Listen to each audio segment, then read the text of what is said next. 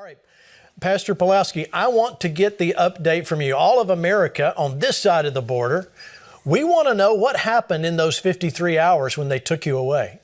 I opened the church for anyone that was willing to come in, and that crime now is punishable by the courts and the police and the politicians. So the police SWAT team showed up at our church again, third time, and they dropped something on the ground. I was not there. The doors were open. They could come in. I instructed the people not to obstruct the doors and not to lock the doors. If they want to come in, I said, this time, let them do it the Nazi style. Let them come in and see what happens. They didn't come. However, they dropped the document on the ground, a piece of paper. I didn't know what it was. I conducted the church service. I finished what I did. And then we packed everything and went home. On the way home, we got stopped in the middle of the highway and we got arrested, both of us, David, my brother, and myself, for conducting the church service. We were roughed up. I mean, I had, this is fourth day, I still have bruises on my wrists and on my body. And my brother as well, they almost broke his shoulder and my shoulder as well. I was forced to drive all the way, an hour drive to the place that they took us, Spy Hill place, a police station where they were, taking all of our belongings and putting us into a fish tank. And I was charged with my brother David for contempt of court order that was never served to us, was never given to us. I never had a chance to read it. And my lawyers, which they know for 14 months, we have lawyers that represent us in this insanity against the tyranny, the medical tyranny, I call it. But they didn't contact the lawyers. They didn't contact me. They didn't serve me or my brother David. They dropped something on the ground. And on basis on that, they said, you were served and now you're in contempt of court order, which I was not aware of, and taken to custody. We were taken to Spy Hill, and then we were placed in separate cells. For 24 hours, we were deprived of sleep. We were placed in a cell, a concrete cell, without mattress, without blanket, without pillow. And I don't know if you have ever tried to sit on a concrete block. 1 hour, maybe it's fun.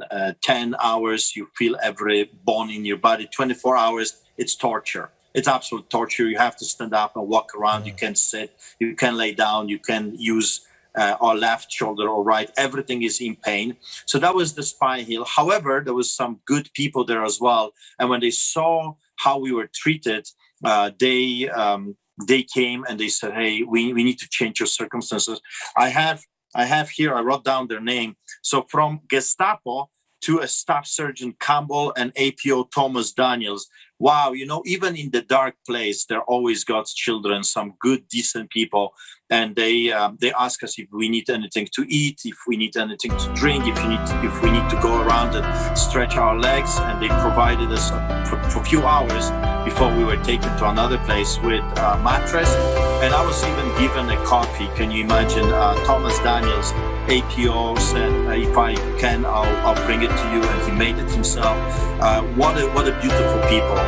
I just want to say not every police officer is wicked and evil. Not every jailer is sick, a psychopath. There's some good, decent people that see what's really going on, and they came to our aid and they helped us at least for a few hours. Then we were taken to a remand center, a jail. And I mean, again, Gestapo greeted us at the door. We were thrown into a fish tank, filthy. It looked like someone peed all over the floor. And we were closed there. We were denied access to the lawyers. They did not allow us to phone our lawyers. The lawyers didn't know what happened to us. They didn't know we were transferred. No one knew where we are. And we were denied twice. We asked, and they said, no way you're going to take that phone call. So we were forced to stay on the ground in the filthiest cell you can imagine. And I thought to myself, after all, I was arrested because I opened the church, endangering people's lives before, in the middle of pandemic. However, this is not about health, because if this was about health, this place would be spotless clean, and they would make sure that hundreds of people are being taken to the fish tank and the cell will be clean because you don't want to cross contamination. You don't want to spread the virus left and right. But that was exactly the case after we were taken to another cell and we were observing the tank. They call it a tank, where the new people are coming in. And one after another, a group of people were taken. No one cleaned that place. No one cared about virus or contamination. However, the jailers were wearing their imprints. They were wearing gloves. They were wearing masks and goggles. So they were fully protected. But who cares about the inmates and the people that were arrested? We were in the field for a whole day. And again, a miracle happened, because during the night shift, another staff surgeon comes, and behold, he's a Christian, and he says, I'm sick to my stomach. What is happening here? I want to help you. How can I help you? And I said, please, at least give us a mattress. We are in this condition for 2 days now. Our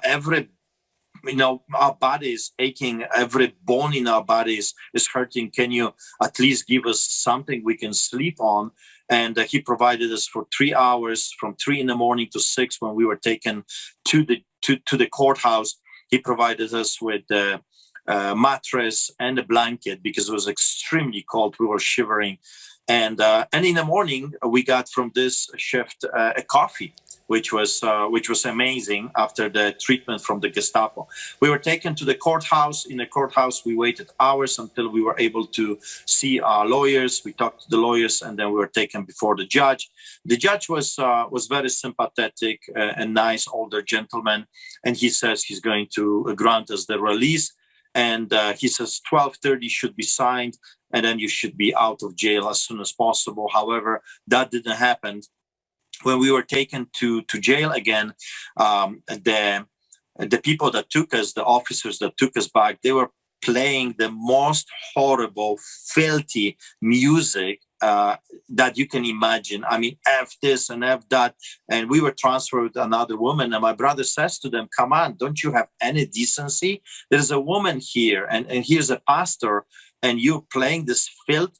And the guy said, well, that's the only station that we can play here. And he kept playing this filth. I mean, that was absolutely shocking. We were taken to the remand back again. We were placed in another cell, dirty again. No one cleaned it. No one cared.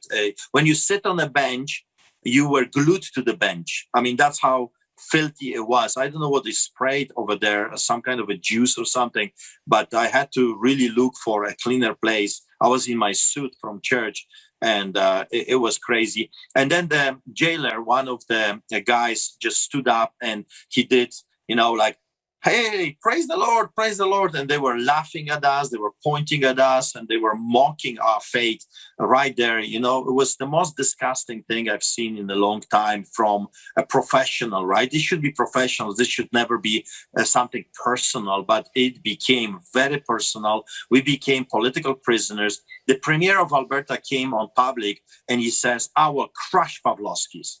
I mean, who says stuff like this? What have I done to him? What did my brother did to him? We feed the homeless people. His people. We feed homeless people without charging taxpayers a penny. We do this out of our own goodwill, with our own money, with the volunteers. And instead of getting rewards from the government, we're getting punishment after punishment after punishment, and now arrest. So we were released. Next Thursday is the court, and the judge is going to hear the case. The other side is charging us with contempt of court order, which is a serious charge. We could go to jail for that. And the charge is contempt of court order that was never presented to us, never given to us, never read to us. I was not aware of that document until my son took it home, but I was already in jail, and I am charged with the contempt of court order that I never had a chance to even read it. And so that's the reality of their tyranny. And next Thursday, I have to appear with my brother before the court, and the judge is going to listen to the both sides of the story. Wow, Pastor Pawlowski, if we didn't see it play out before our eyes, we wouldn't believe it. Mario, I want to let you go first here. I know this is Canada. It's another country, but it's right against our border. There's not a country out there that's been the closest to the U.S., not just in proximity geographically, but in beliefs. Up until now, we would have thought Canada was a lot like the Americas. We would have. And the question I have, Gene, is what are the other pastors in Canada doing right now? Right. This is happening to one of their brothers. And believe me, it's an outrage. It's an outrage. You know.